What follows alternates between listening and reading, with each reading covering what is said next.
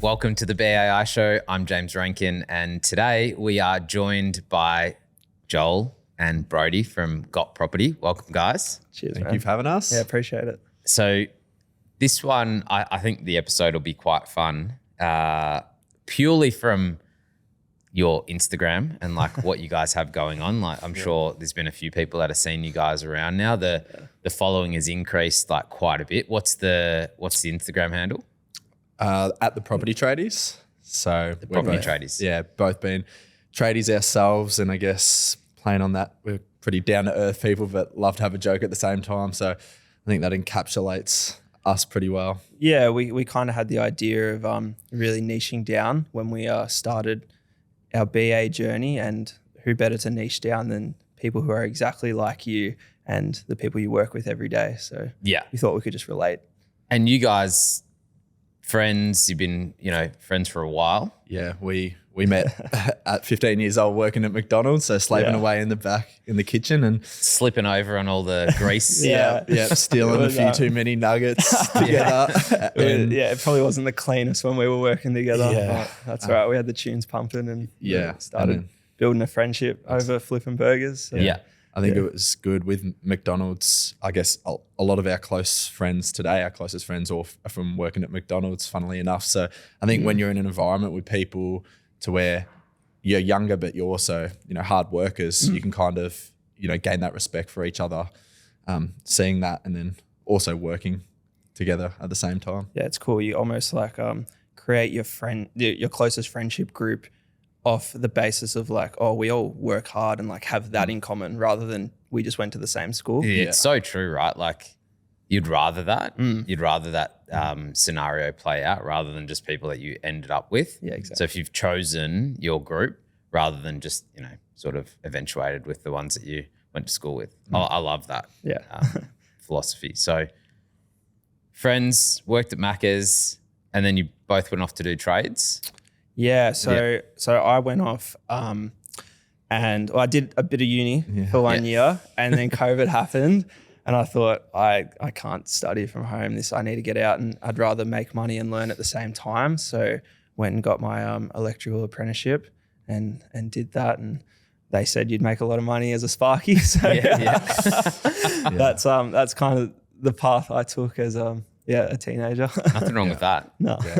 And for me, straight out of school, Dad said as soon as I finished school, get up and do something straight away. And I had no idea what I wanted to do. I was kind of interested I nearly started doing property development at uni, but I'm fortunate enough that I didn't do that. And first year out of school, I had a mate who started his own roof tile removal business. And he's like, do you want to come and work for me? So I started working days with him, and then that was a hard slog, but did that for the first year out, and then got offered a plumbing apprenticeship. So I decided to take that, and been doing that since. Was that general plumbing? Nah. Like to start with? Nah, mechanical. So Mechanical. Yeah, that's it. Union. Yeah. If that's what you're wondering. So Brodie's been I thought I was making money, and the real money's over here at the union, get on the commercial, you'd say. But I guess along that same timeline in COVID, we were working out together, another story. And we started our own security camera installation business. So Brodie's background with his family business in which he's working in now is in, security cameras and intercoms, those types of things. So he had that knowledge, and we were wanting to start a business of some sort. So we're like, stuff at like domestic security camera installation's not too hard. There you go. Let's jump into that. So in COVID, we did that and promoted ourselves on all the local community pages. And it was a time where trades could go out, but everyone was still at home. So it ended up, we were smashed from day one with work. There you go. It was awesome. I came to Joel, and it was height of COVID. Yeah. We only had each other to like gym together, and I've gone, I need to make some money, man. He's like, well, what do you have? Like, what skills do you have? Remember this conversation? Yeah. I'm like, I can install like security cameras. Like, he's like, all right, go do that. And I got a van full of security cameras. Like don't cost of goods zero. Zero. Fuel zero, everything. Don't worry about it. Don't tell mum and dad. I said, you can teach me, can't you? Yeah. And so I'm like, I'll learn.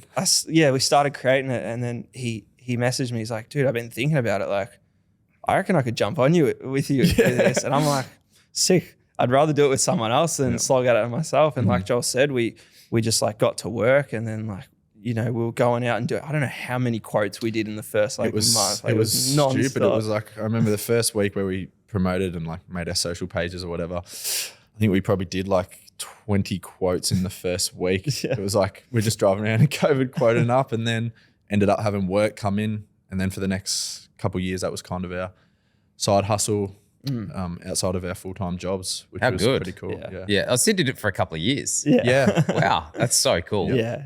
It was, I think it was, well, at least for me, it was kind of like the spark that lit the, like, being your own business owner kind of thing. And, well, doing it with your best mate. Like, how do you not enjoy it? But getting that kind of taste of, okay, you're doing everything start to finish, like advertising, creating, doing the job, getting paid. And it's like, oh, we could actually, Joel went to me one time, actually multiple times, and he goes, we could quit our jobs right now.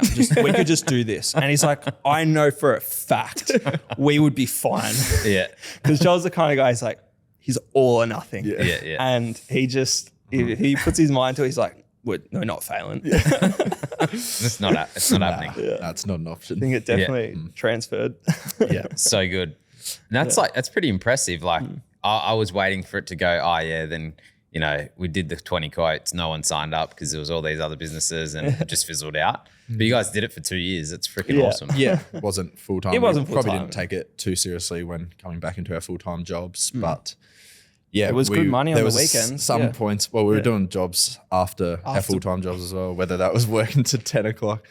That one in Berwick. Well, this was our first day on the job, right? And Joel has no idea how long it takes to install cameras. And I'm like, no, we'll just do like one job per day. Like, we won't get greedy. He's like, no, we can do 2 jobs in one day. He's never installed in his life. Anyway, we ended up finishing at 10 o'clock on the first day. That was on the weekend as well. Yeah, on the weekend. We did 2 jobs in the one day. Yeah. And we were just having problem after problem. Brutal.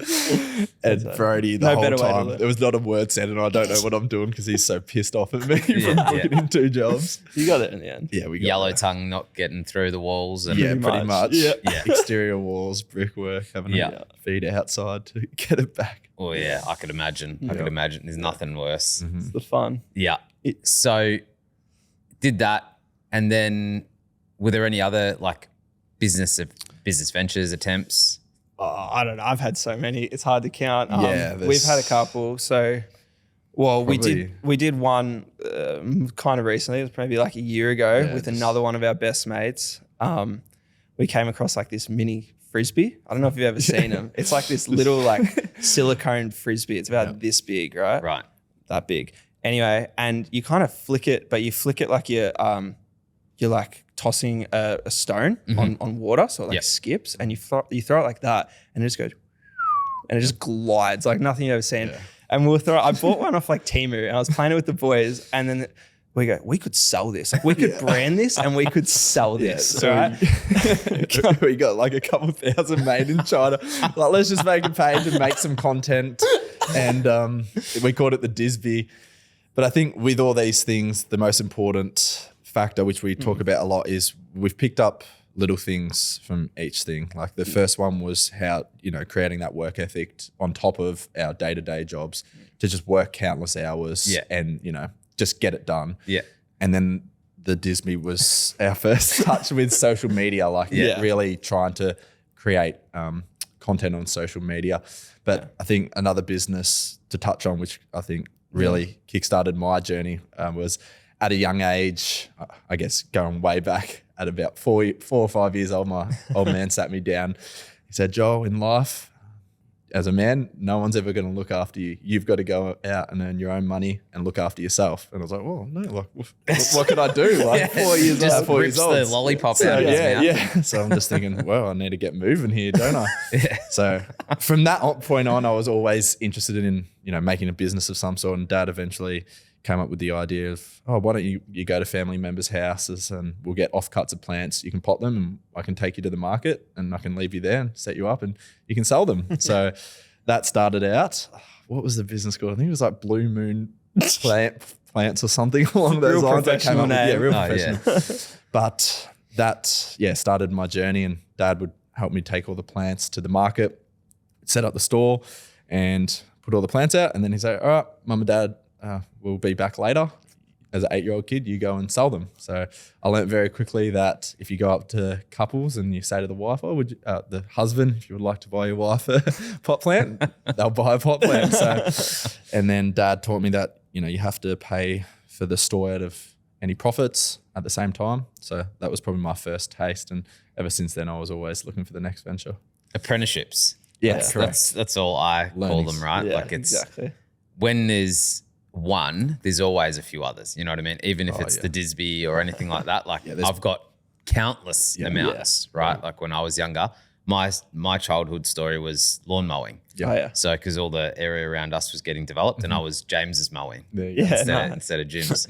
So that was the thing, and I learned how to delegate at that point too, because I went to school and I said, "Hey, Dad, can you help me out with some of these lawns? I'm falling behind."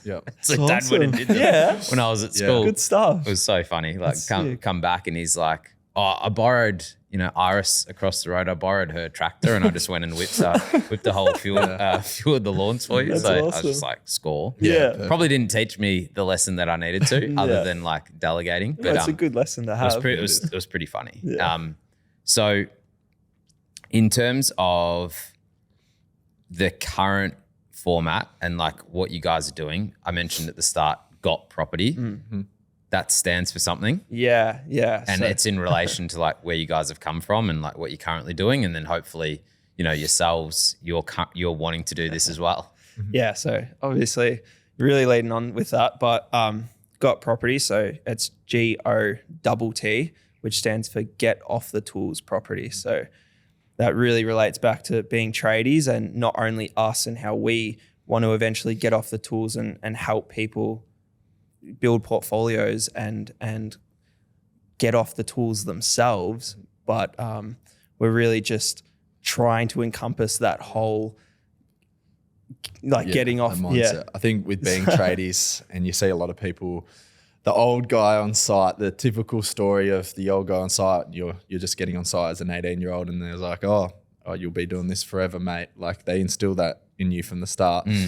Whether they've been through a couple of divorces or their body's stuffed, and when you're 18 years old, you're like, I want anything but that. Like, just get me as far away from that as possible. Yeah.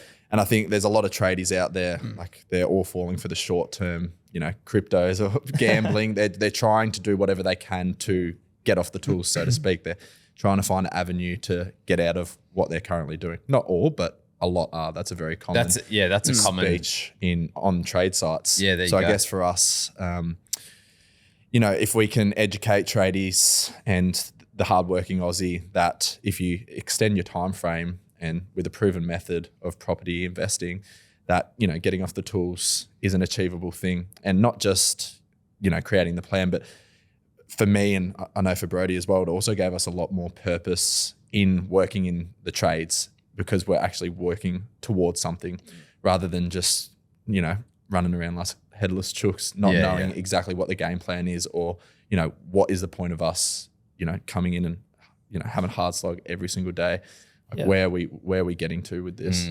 I reckon we can really come across from and understand how our client base feels, because we're not actually off the tools ourselves yet. So we're doing this part-time. And our goal is to get off the tools. So not only do we think we can eventually get fully off the tools through work, but we also, we want to get off our own tools so that we can help people do the same. So I guess there's a lot of meanings under the one name, but it kind of all ties back into our niche and the people we want to help. Yeah. And those people that you are, sort of aiming to help, tradies and whatnot, some of the recent content hasn't really just been specific on the tradies, right? It's just hardworking Aussies. Yeah. So, and that's, I guess, the power of Instagram, the power of social media. Like the reach is so great. And you guys have grown really quickly, right? It's at the start of the year, it was like 100 followers. Yeah. Like it started with yours. It started with mine, just documenting like my first ever purchase and just like showing people, and had like 100 and something followers. And then we thought, well, we can actually like create something off the back of this this Instagram page that's sitting there. And then, we just skyrocketed it. especially in the last couple of months, it's we've found clearly what we're doing is resonating with people. And although the overall aim is to target this somewhat subgenre of people, everyone's just coming in and kind of consuming it, because I guess it doesn't really matter if you are on a drop saw or if you're using a chainsaw or a drill or if you are on a computer, you know, or you're a nurse. Like, everyone has their own tools, and I think people kind of resonate to that even if they're not a tradie. Yeah. And like, you guys have signed up other people as well. Like, not even, as you said, just on computers. Yeah, exactly. Like consultant, you know what I mean? Yeah. Female consultant as well. Like, you know, that to me just shows the scale of this thing, and like the scale of what you guys are doing and what you're talking to and how you're coming across is just a fun way of showing what can be achieved. And it's just through your own like sort of comedic nature. That's what it is attracting people. So yeah, I think it's great. Like, to be honest, it's there's ways to learn, there's ways to be educated. And if it can be lighthearted, but still, you know, get results, why not? Yeah, I think with the content, when we first started out on our property investing journey, a lot of the content out there is very complicated, and I guess the average person doesn't feel like it resonates with them. So for us, our page, we wanted to, you know, be authentically us and, you know, incorporate humor, which relates to the average person, so that the barriers to entry for investing and property investing, you know, doesn't have to be just for the wealthy or those that already have a good base understanding of that space. Yeah. And I guess one of the things that resonated with me, because I'm a big believer in like what you guys are trying to achieve, get off the tools yourself and then teaching others to get off the tools. It's not as if you haven't done any of the work either. You know what I mean? Like, you guys have actually gone and bought properties yourselves. Yeah. So if we were just to take a bit of a sidestep into the properties that you're purchasing, like if we start with yours, Brodie, like you've bought a couple of properties now. Yeah. So I got a couple. One up in regional Queensland, which has been kind of a hot topic with amongst a lot of different BAs and whatever. And that one's doing well. And I know Joel's got a couple as well, but I don't know how deep you want to go into that. No. we can start with yours and then we can flick into Joel's. Yeah. Like in terms of like the methodology and like what you've, like not necessarily exactly why you've picked that location. Yeah. Okay. Yeah. But just the fact that you have gone and bought something. Yeah. Right. Yeah. So like, why did it end up in, say, regional Queensland versus your own backyard? Yeah. Take two. So I have two properties, and well, when growing up, my parents also invest in properties, but they're all in Melbourne because that's what they know. And you know, I think a lot of people, they want to invest somewhere that they can see and drive by and all the rest of it. But we kind of have a different approach where Australia is a big place and there's always going to be somewhere that's doing better than others in terms of capital growth and all the different other metrics. And we kind of pride ourselves in using data to locate these suburbs. So when I did the research, and I know Joel did the same, we're looking at 30 plus different metrics, and all these ones kind of led me to these two areas. And you'd feel like if your parents haven't bought outside of Melbourne, you kind of wouldn't have the conviction to do it. But when you're just studying data, like it's going to a footy game, you just enjoy it that much. So then when it's time to pull the trigger, you're full of confidence. Yeah. And you're how old at the moment? I'm 23. 23. Yeah. Crazy. A couple of properties. And then Joel?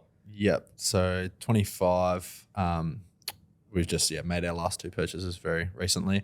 I've been able to purchase 4 properties. I've always been into investing and just love learning from a young age. Around 15, I remember trying to force dad to all the money that I've saved put into stocks. So for me, it's been lifelong learnings. And I guess with the properties that we're purchasing, the ideology is you want to have options as quick as possible in property investing. I don't understand the mindset of purchasing a property now that in 5 years' time, that's going to give you the opportunity to, purchase another property or, buy a car or buy your dream home.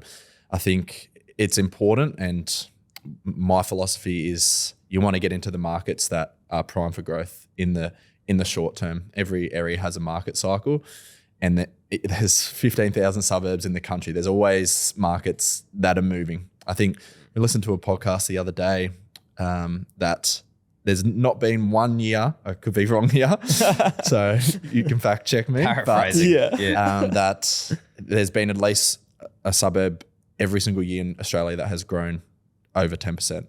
So there's never been a point in time in Australia's property price history that a suburb hasn't grown by over 10%. So there's always opportunities out there. And I believe, and I know Brodie does as well, it's always about taking the best opportunity in front of you at that time. Yeah. Yeah. And just, I mean, it makes sense, right? Like if you're trying to buy, and as properties get more expensive, the options for people to purchase, they're sort of diminishing, right? So, you know, where you guys grew up, where I grew up, there's house prices are expensive, like relatively to what people are going to earn that live there. And then also, you know, first home buyers, first time investors. Back in the day, whenever it was, like the wage to purchase price was much closer. Now it's like 10 times. So if someone's earning 100 grand, like $1 million property is pretty common out there. You know what I mean? Like it's pretty common in those areas. You know, in Narrow North, it's like 1.5. Yeah, I think they've cracked. I think they're the second highest per capita. Oh no, it's fact checking this. Yeah, no. I did something on this A bit of recently. mayo about to be thrown here. Yeah, no, I think it was like the second, median house price in Casey. Yeah, right. Or in the southeast. Probably wouldn't surprise me. Maybe Harkaway. Yeah, I was about to say. No, it was Listerfield South. Listerfield Really? South was number one. Surely Harkaway would have to be. number That's one. what I thought. I thought some of Harkaway those- would have been. I don't know if anyone has a BA in Harkaway, but they There's would some turn over some, crackers, they have some like real properties absolute phenomenal properties out there. 30, 40 mil, isn't there? Yeah, there's some pumpers, but Yeah, they I don't heard get sold, right? So that's why there's not many. Yeah. There's not much stats on it. Yeah. But in terms of like purchasing regionally and like outside of the areas that you grew up, all of that makes sense. So where did you learn a lot of this stuff? Like you said that you've got lifelong learnings. Where did it sort of come from? Yeah, I guess probably the bulk of it, of the nitty gritty, you know, really understanding things come down to paid courses. Yeah. So multiple paid courses to learn how to read and analyze data, to understand it on a deeper level, and also utilize it in purchasing. And then podcasts, Brodie and I, obviously still being tradies, we got our headphones in Always 24/7, just listening to podcasts, soaking in as much information as possible. I think that's probably, and we chat about this, might be one of the main things that separates us from maybe your average 23 and 25-year-old. And don't get me wrong, like we love our music and we love our DJs and whatever, but when I'm driving, it's just always podcasts, because that is time where I can't really do anything. I got to drive. So what better spent than filling the brain with some knowledge? I'm normally busy all the other times. So that's, well, at least that's how I view it. Yeah, that's your time to learn where you've got no other option. And it's free, Yeah, like for sure. ebooks, like it all. There's Like countless information out there, I think, with the way just society and technology is today. You can learn anything if you just, you know, dig a little deeper. and Doesn't take obviously much. we try to do our part on the Instagram side of things. Like, Yeah. So thanks to all those guys who make podcasts. That's it. Just going back to the purchase as well, I think one of the, not so much surprises to me, but they're not $100,000 units. You know what I mean? Like you guys aren't buying like $100,000 units. And I've got 4 of them. Yeah. Like yours would be up over 2 mil now, like in terms of the. We actually had that last night. Funnily enough, we looked at that last night because I don't usually look at it, but I think it was 2.3 mil value of portfolio. So that's pretty cool. Brodie's would be Getting almost getting a around mil. Yeah, I mean, that's impressive. Yeah. Like, it's freaking impressive. So well done. Well done. Going back to the business, what sort of plans, like what do you guys see for the future? 6 months, 12 months, what does it look like? Well, we kind of set ourselves the goal. I think the worst case scenario, we wanted to be out of our jobs by the end of the year.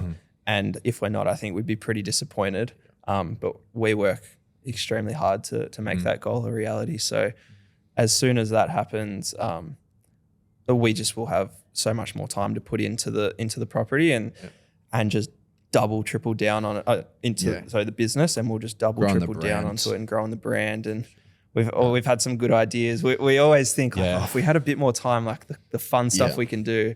Like I think while doing it in your spare time, trying to build the brand at the same time while also working with clients, securing properties, it takes a little bit of a back foot. So for us, it's being able to go full time so that we can really put a lot of time into building the brand and the business. I think that's super important. I guess in a couple of years' time, it's being able to build a big business to where I guess also being able to go out and speak to trades, whether that be on site or at toolbox talks, these types of things, not just the business but also the education for the average person, which is a super important part to us. The impact is important, right? Like you want to get some impact, not just, I guess, with the clients that sign up to you, but like what else can you do? And just raise the awareness. The way we view it is like if we're doing what we love, 2, we're giving back and educating, and that in itself will create its own brand around us. And then I think clients will just flow in more than having to go out and reach and all that. Like if we're just ourselves and we can and really give value to people who need it, then I think that'll just come back twofold. And grow the Instagram following to over 100K. Add that to it. That's it. And you guys said working hard. What does the day look like at the moment when you're pretty brutal at the moment, but part time? I guess we both work. Brodie gyms in the morning. He starts a little bit later. I gym straight after work. So and then after he finishes work and after I finish gym, we usually lock in around 5 o'clock in a little office at Brodie's house. He's got a little outhouse that we've created into our own office. So. It was supposed to be for this outhouse. I got 2 brothers. It's supposed to be our go out there and have fun. Have a muck. But I've kicked the other 2 out. I'm like, no, this is the office now. This is our office. Are you oldest, youngest? I'm middle. Oh, you're middle. There you go. You got some power. Call the shots. And then once we're in the office by 5, we usually work to around 9:30 each night, Monday to Friday. And then Saturdays we try to have as the day off. There's always things you've got to get done. And then Sundays is content day. And I try to sneak in a round of golf as well. But meal prep. Meal prep as well. So Sundays is meal prep, golf and content day. So we try to do all our content on Sundays and smash that out and schedule videos up each day for the week so that we can focus on the business during the week in our spare time. And I guess because social media has been a thing, right? And it's real. People that do listen to this podcast, and I'm sure there's BAI members that have heard of Tim, and I won't go full name because he'll get bombarded. Tim Brown. Full bugger. Sorry, mate. Mr. Popular. So Sorry, Tim was a similar situation a year ago. So just over a year ago, it was late December. And him and I were talking. It's like, hey, I think you should push this particular piece of content. It's really good. And then he exploded, right? Obviously it wasn't just my conversation with him. He's put the effort in and he's done really well. But that growth, it's not seeing it with you guys and, having some sort of involvement with it at a very light level, similar to Tim's, seeing that it can be done again. People who are listening and want to start a social media and feel like they've missed the boat, what would you say to them? You haven't missed the boat. No, definitely not.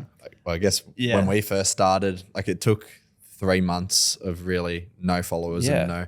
I think touching back, we had a great conversation which is stuck in both of our minds where you just said, just test everything. And after hearing that from you a couple times, it took kind of the pressure away from, you're forcing it so hard to make it work. You're trying to manufacture everything to just if you're posting daily and you're posting 7 new videos each week, I don't think it's a possibility to fail. If you're testing new content every single day, we've found a couple that work for us. And then once you find those ones, it's dialing in on that. It's really that simple. I was going to touch on that. I know you had your challenge, your like 30-day challenge of posting every day. And yeah, it starts off as a challenge, but that's like, it's one video a day. Like it doesn't take much really. But it's a lot more than that because there's so many people out there that will just post daily. Now, posting daily is obviously a good start and that's important. But unless you're trying stuff and you got to try different things. You got to try different shit constantly. You can't just post the same thing or keep posting just like AI generated shit and like, you know, have a caption that you haven't even created. Like once again, it's probably AI. Like you got to, 1, try new shit, and 2, like just be authentic. Because if there's no one's cracked the algorithm, but if there's one thing that works in the algorithm, or if there's one thing that the algorithm can like tell, it's bullshit from real. And so just be yourself, and like the people that resonate with you, like they will come. Mm-hmm. Yeah. Just test. Yeah. That's because I remember that conversation so vividly, and that was genuinely the turning point for us after that conversation, because we were trying to, you know, make content that we thought people would like rather than just testing, and it took the pressure off everything and we just started having fun with it and it works. Yeah. Well, that's awesome to hear. Yeah. The reasoning or like how that all came about was not only have I listened to a lot of stuff and try to teach myself on marketing and whatever, and I just always think of marketing as a test because people just come, or I'll sit in marketing meetings and they'll be like, oh yeah, I think this will do really well. It's like, well, you don't know it's going to do well. Yeah. Like it could be a flop. How many times have we done that? Oh, we'll create videos all the time. Be like, this is the one. Yeah. Like this is so You come up with funny. an idea and you think, yep, this is gonna go. It's going to crush. Viral. this is gonna crush. And then it's like it does our one-way nothing. ticket. Yeah. It does absolutely nothing. And then the one that you don't give 2 thoughts and you're just like, yeah, film, edit, cool, and that one goes bonkers. Yeah. You can't. I think it was pick the these one things. that you did when you were in Marimbula, right? Like Yeah, when you that were was our away. first That was one. like the first one that sort of kicked. Yeah. It was just And it was just like random. You just walking a around. green screen. It was literally. It was just. It was a green screen of like Channel 7 talking about property, and government stuff always government stuff always works. But and then it's just giving your thoughts and like your opinion. And for any of the BAs out there, like you clearly got some sort of expertise, or else you wouldn't be trying to start this as a business, as a career path. But then just say what you think. What are your first thoughts when you see something? Okay, cool. Express it. But touching back on just the testing thing again, I know I've said it a couple of times. I guess for us, especially early days in the business, I feel like you put yourself under a lot of perceived pressure where it might not be there. And I think as soon as we had that conversation, it wasn't just the social media that changed to testing, but it was all aspects of the business. Like understanding that we're early on and that, you know, you kind of make endless amounts of mistakes. And I think changing the mindset of, okay, everything is just a test. Yep. Everything.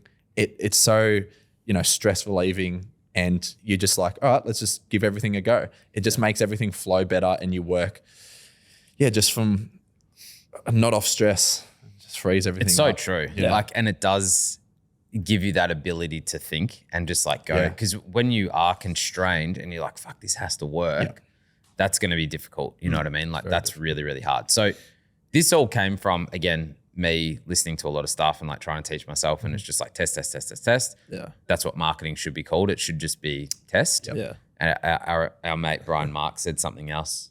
It's like guessing. It's like guessing or something like that. Yeah, so it's very similar testing. It's just Same a guess. thing. Yeah. But there was a study done on university students. So they were photography students, and one group had to, so it was for 30 days. Teacher split the class in half, group A and group B. Group A, you've got 30 days to take the best photo that you possibly can. Just one, like I only want you to submit one. Yeah. Just do that for the next 30 days. Yeah. The other group, just take a photo every day and submit your work at the end. Yeah. At the end of the 30 days, the people that took photos every day submitted far better work than the one that just had to do one image. Yeah. So that is, again, it's just testing, right? The more that you do the thing, the better you're going to get at it, the more creative you're going to get. Yeah, 100%. And you're going to be like, oh, this is cool. Like, I didn't think about this. Let's have a crack at this. You know what I mean? It could be something harebrained, like 100%. swinging an axe at a tree. Yeah, if you look at our page, you can definitely tell that we're just throwing shit at the wall. Like, So the Property Tradies on Instagram, go have a look. Yeah, you can see it. You can learn what to do and what not to do at the same time. Yeah. But look, I love it. It's really fun and it's exciting. Yeah. But again, it just proves like that was only a couple of months ago. You know, a couple of months ago, you're probably scratching your head going like, shit, how do we get this thing? I remember catching up with you guys kind of at that point before you flicked into the Property Tradies because you were just running it from Got Property beforehand. Yeah, exactly. And it was just like, bang, that was the way forward. I think that's another important point to touch on as well. These days, people don't want to follow business accounts. Like people want to follow people that are real and authentic. I guess when we first started, we had the idea of, making our business page and using that as the branding. I think we listened to a podcast. Who was it? That not Chris Williams. Put me on the spot, man. Anyway, there's a guy that lives up in the Gold Coast. I think he's around our age as well. And he talked about his experience of creating his business.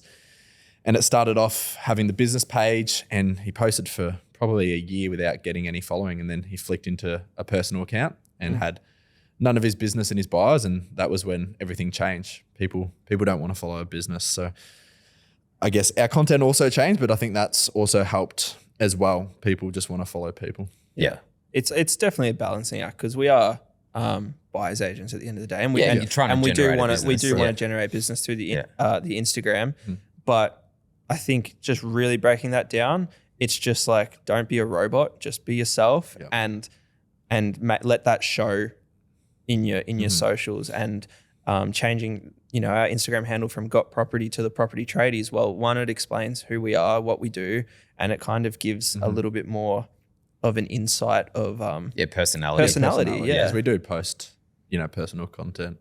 At the same time, so we're trying to have the balance there. Yeah, so good. So good. What's the following at today? It ticked over 4,600 the other day. So 5K. Yeah, almost at 5K. Pretty cool. Yeah. Pretty cool. So I'll ask this question individually. If you were walking down the street, someone recognized you and said, hey, Brodie, you're a buyer's agent. I've been thinking about doing this thing. What would you say to them? Give us a call. As in they want to become a buyer's agent. As in they want to become a buyer's agent. Yeah, cool. Well, it would just be you got to start. Like you got to actually take the leap. I know when we were first thinking about it and Joel was heavy and he's like, no, this is the job for us. Like this is the job, Brodie. Like we love property. Like we know how to invest. He sold it. Yeah. He's a good sales guy. Yeah. And it was just a matter of, okay, well then let's book in a call and we'll just figure it out from there. And so it's just about taking that first step. All right, we booked in the call. Cool. Now let's do this. All right, we did it. All right, cool. Now we're in the deep end. Like you got to make it happen, but it's not going to happen unless you try. Yeah. So I guess I feel like every BA and podcast says this, but you got to take action. And it's literally as simple as that. How about you? Yeah. What would I say? I think early on, I would say you've got to understand that to make this work, you've got to put a lot of time into not only learning, but also building relationships and, just getting to work. Like there's a lot of grunt work involved with purchasing properties for clients, whether that's, communicating with them or agents, getting deals done. And if you're doing it on the side, you've got to understand that you've got to put the work in. It's not easy at all. And if you think it's going to be a free ride and make a lot of money, if you want to do this full time, then that's not it. You've got the endless amounts of knowledge in the BAI community and obviously with yourself and all the other members that's out there. But you've got to have that work ethic part at the same time. Without that, you're not going to get anywhere. If you want to do it on the side, sure, you can do it on the side and not to put too much work. But if you really want to make this work, you've got to know that you're going to have to slog it out for a long time and often see little to no reward. The truth. Yeah. Truth Joel, hurts, but- Mr. Realistic. That's it. It's so good. So good. That's what it is. Yeah, but like if it's like anything, you stick to it, it'll pay off. Like you just Yeah, gotta it's a real stick thing. to it. You know what I mean? Like it happens in all aspects of life. Yeah. And this is, I say this to people that haven't made the jump yet. Like they think that this world doesn't exist. Oh, really? You know what I mean? Like the buyer's agency, Yeah. you know, like it's fake for some reason. Like it's Really? it's not. Yeah. No, I seriously. don't know if I I can can understand. I mean, we do Yeah, you would Facebook mean. marketing, you know what I mean? Yeah. It's like, Yeah. okay. It's- But that's how's the this world off- now. I don't know. Maybe it's because We're like young. we're young and that's Yeah. all we've kind of known, and we're really like But, it's all we see. This is a different guess. community, though. I think like the fact that you're kind of speaking with people that are technically your competitors to a degree. Like everyone's in different niches, but people are so warm and welcoming. It's something that's amazed us from the start. It's and very unique. it is Yeah. super unique. Definitely. So but it's really cool. Well, and I know Ben Handler talks about this all the time, but it is such a blue ocean. Like there are a lot of BAs out there now, but there are even more people who need help buying properties. So I guess that's why there's no real competition. It's like, well, we're always going to be able to eat. Like as long as you got a decent business and you're approachable and you got a good service, then you're not going to have a problem getting clients. People are just going to have to use buyer's agents, Yeah. like, to be honest, because I've already seen it increase dramatically. Like people, or the lower price points, especially if it's investment. Yeah. There's so many buyer's agents on it already, right? Yeah, Like yeah. even in Melbourne now, like where you're talking north, south, west, Frankston, like all these areas, they're just swarmed with buyer's agents. I had a call today and the real estate agent's like, oh, you're the 50th buyer's agent to call me today. Where was that? That was Frankston North. Frankston. Yeah. It's freaking crazy, right? So how are these buyers? Yeah, there's no hope. They can't do it. Like Yeah. they're just going to have to engage with a buyer's 100%, agent. Yeah. So I feel like we've been tracking like this. Yeah. Steady growth, like Yeah, in yeah. terms of adoption. We're going like this now. It's starting to kick a bit harder. And then all of a sudden it's going to go like that. Like we'll hit the J curve. Yeah. And it's, I think it's nearly there. yeah. Nearly there. I think, with a lot of the agents, we've quickly realized, I guess, with purchasing our own properties, but even, in the last couple of years, seeing the change, it's virtually, but the agents would tell us, oh, we only work with, they'll tell us the buyer's agencies and then us. I think, so for us, building those relationships with agents is, a key point for us. Just getting in there, like, there's some agents that we're dealing with at the moment and some relationships that I've built to where they say, oh, we're only showing properties to these two buyers agencies who are, two of the biggest in the game and you. Like they won't show it to anyone else. But I think that's important to touch on with, starting out, that a lot of the biggest buyers agencies, there's plenty of room to be authentic and connect with people rather than just being a cog in the machine. Definitely. With agents and also with clients. So don't just think that there's no room to build a business now. People are crying out for that, communication with the people. Relationship. Yeah, not the everyone owners of the gets along business. with everyone either. Exactly Like, right. So just because 100%. these guys have got a relationship with whoever it might be, Yeah. you guys come along because you're showing interest. You're like maybe communicating them, hey, like that property's not for us. Like just giving them feedback. Yeah, definitely. They might build that rapport with you guys really quickly. Yeah. And then there you go. Like that relationship's built now and you're in. Before you know it, you're cracking jokes with them and That's what it's all they about. They're start, telling they you how start many- bringing it to you. Yeah. How much money they're making. What car Had they a few of drive. them had a crazy story, but Yeah. we'll probably leave No, that that's one. all right. Gents, this has been amazing. Yeah. Thanks for coming in. Having us. Can't wait to see you on again in who knows when and see where the business is at. But thanks for coming on. No worries. time Thanks for having us. We'll be off the tools. So Yeah. that can be the next one. Hold you to off it. off Yeah. the tools onto the new tools, which will just be the phone and Yeah. That's it. getting The deals done. laptop. That's it. Awesome. Appreciate it. Thanks.